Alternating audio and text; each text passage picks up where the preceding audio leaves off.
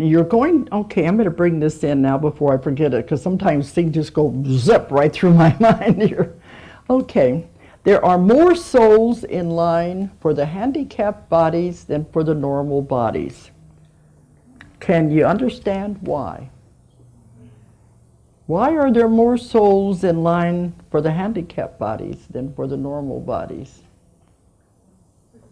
People are always asking for a You, healthy job. you can repay more karma by being in a handicapped body than you can in a normal body.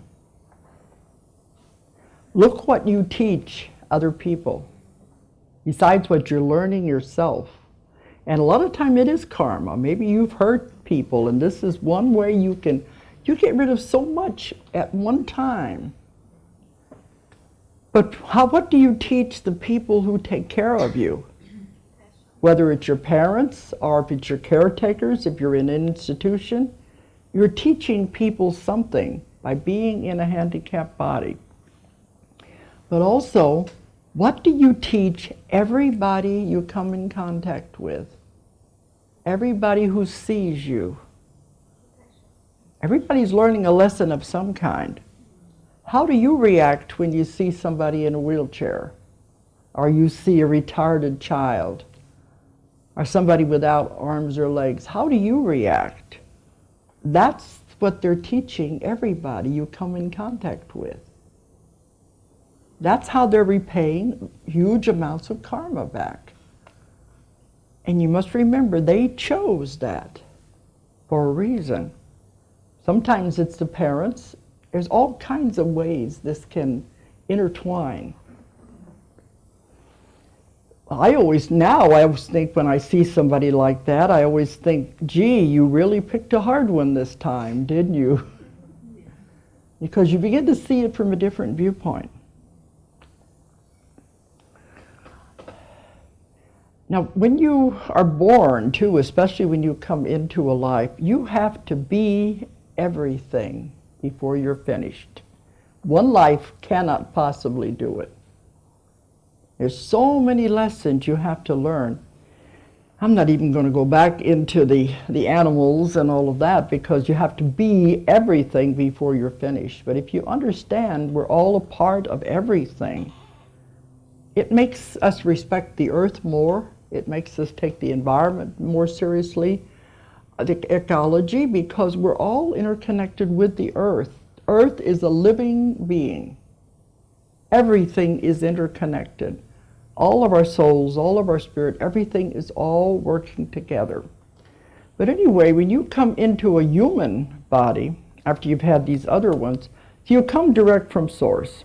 Maybe I better go back to that first, before I get into what's it like to be born. But you come direct from source. I have had so many people now who are going directly back to God instead of going to past lives or going back to the beginning. And I've got a whole section on this in the new book that I'm writing. But they say it's time for us to know these things. When they go back to the source, it is beautiful. It's this huge light. And it is so wonderful. They're all together. And they said it's love beyond anything you can possibly imagine. The love and compassion there is just so wonderful, they don't ever want to leave. They're all together, and that to them is all they want. But in the very, very beginning, God wanted to learn. He wanted to know, he wanted to experience. And when he did that, he burst out. A lot of people think this goes along with the Big Bang theory and the scientists of the beginning of the universe. He burst out, and when that happened, all of these particles and sparks flew out in all different directions. Some of these sparks and particles became galaxies, universes. Some of them became planets. Other ones became your individual souls. When you take it all the way back to what you really are, it's just a tiny little spark. That's what we call the spark of life. That's all you really are in the beginning. And you were sent out to learn, to experience. Learn it all and then bring it back to God, bring it back to Source. That's why there's no bad, there's no good, it's just experience. I tell people everybody has something bad that happens in their life. This is normal, we all do. But what did you learn from it? Think about it. If you learned even one thing, that was the reason for the whole thing. Everything is about experience. It's all about learning. What do you get out of it? So what we are learning through countless lifetimes in accumulating all this information, we will eventually return full cycle and take it back to God. That's the ultimate, when we all return back to where we started out. But we began on our journey, these little tiny sparks, and we have to learn everything. That means everything. You've all lived on other planets, you've all lived in other dimensions, you've had bodies that are just like light with just soul energy. You've been animals, you've been plants, because we have to experience everything. We have to know what it's like. We have to accumulate the information. So when we finally get to the point we're going to come into a human body, you have to be male and female many times. And I usually have men that get upset when I say that. They get angry. They say, "What do you mean? I've always been a man. I've never been a woman." But what would you learn if you were always just one sex through many lifetimes? The spirit doesn't have a sex anyway. It's neutral. It's all about experience. If you had always been a man or always been a woman, you would never know what the other was all about. You wouldn't know the balance. This is one reason I've found for homosexuality. They have been one sex too many times in other lifetimes. They come into this life as the opposite sex. They're uncomfortable. They don't know what feels. They don't know how to deal with it. You hear people saying, "I feel like I'm a woman trapped in a man's body." That's why, because it's maybe the first time they have attempted that. If you understand these things, it causes so much more understanding, I think, with people. But anyway, you have to be male and female many times. You have to try it all. See, you are not a body. You have a body. This is just a suit of clothes you're wearing right now. Just a costume in this play. No matter how much you like it, like any suit of clothes, eventually it's going to wear out. When it wears out, you're going to have to throw it away. Then you just get another suit of clothes for the next role you're going to play in the next play. You see what I mean? That's why it's so unimportant when you really start thinking about that. You just get rid of one and get another one. So, as you go through this, you have to be male and female many times. You have to be rich and poor. You have to live on every continent in the world. You have to be every religion in the world. You have to be every race in the world. You have to know what it's all about. You can't do that in one lifetime. It's pretty hard to do. And I think if people realize this, there wouldn't be the prejudice, there wouldn't be the judging that we experience, because the very thing they are prejudiced against, the religion or the race or whatever, may be what they're going to come back as next time. Karma goes around, comes around. You spend too much time judging one race, one religion, one class, you're going to have to come back and do that to see what it's like. Doesn't that make more sense? Goes around, comes around. There's no getting out of it. If we understood that, I think it would take away a lot of the prejudice, a lot of the judging we do. It would certainly have a lot to do with stopping wars. If we understand we're all just part of this whole thing. I had one client who was a black man, And he went back to a lifetime where he was a gladiator in Rome. And he was killing, the people, how they do in Rome, in the Roman days. His job was just for sport, to kill everyone. And he didn't like it, he wanted out of it, he was tired of the killing. But guess who he was killing in the arena? They were black slaves that had been brought in for Africa. So he comes back as a black man. See, it balanced. Everything has to balance out. I think if you understood that, we'd all be a lot kinder to everybody because, like I said, we leave, we see what it's like from the other people we were involved with. We understand the rules of reincarnation. It makes so much sense. I wish the church hadn't taken it out. Originally, every religion in the world had reincarnation as its basis. It did. Every religion in the world had reincarnation and its principles as its basis. Then, as time went on, man came in, began to make rules and regulations and changing everything around, and they took a lot of it out of the Christian religion. Some of it's still there, but it makes so much sense. When you understand these things, I think you can put it all together and it makes so much sense. The rules are so clear. Okay, we're coming down almost to 3:30. I want to begin to have you ask questions, but I want to take you through the birth experience next. So you're getting ready to come into the life with your nice little plan. This is what I got to do. Don't want to make the same mistakes again. I don't want to goof up. I want to do this and get out of here. Even though your guides may have told you, you're piling too much on your plate. But still, you're stubborn. Well, I can do it. So you're coming in. All right. You've been assigned to that baby because that was your contract. I picked my parents. I picked my circumstances. I know my country. I'm going to be born, and I'm going to come into this family. So you're assigned to that baby because you've made your contract. But they don't like being in the fetus. Imagine a free spirit have to be suddenly cramped into a tiny little growing, developing a baby.